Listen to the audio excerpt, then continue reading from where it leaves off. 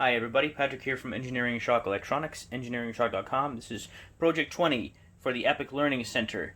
Project 20 is called Active and Passive Buzzers. We got two buzzers down here. We've got our control pins right down here. There's two of them. They're connected to each other, so it doesn't matter which ones you use. And at the top, we can choose between the active and passive buzzer using this header. So, very simple project. We're just going to learn how they work. Before I do the hookups, I'll talk a little bit about them.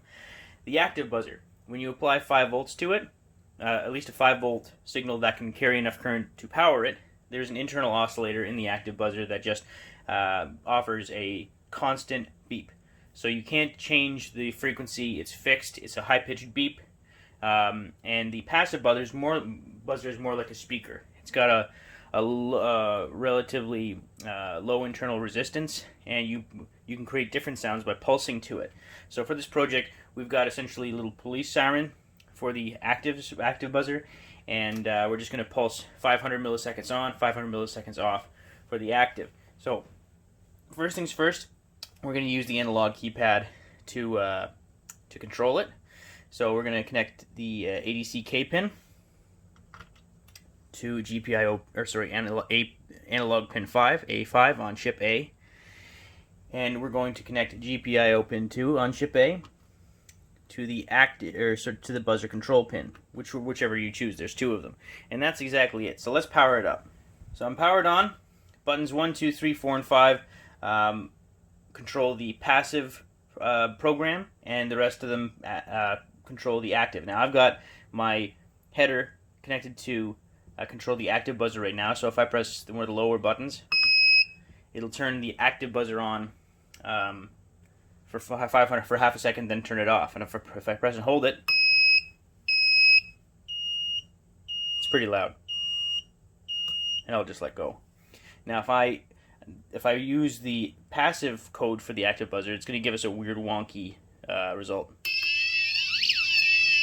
That's not what we want. That's kind of just messing with the active buzzer. We want it to be much cleaner. So what I'm going to do is I'm going to switch the header to passive. Now I got a little clean sounding police siren. I'll just hold it. Now you heard a similar sound when we used that piece of code for the active buzzer, but it was more disgusting sounding. It was unclean. We were essentially powering it intermittently by feeding an intermittent signal to it. In the code, we use a couple for loops to create an ever-changing pulse in one direction and then back, which is why it goes higher frequency and then lower frequency, like a police siren. So listen to it again. We're changing the frequency constantly to the active buzzer, passive buzzer. And for this, we use the delay microseconds function as opposed to just delay. So check out the code, and please do play with the especially the for loops, because experimenting with that will give you different sounds.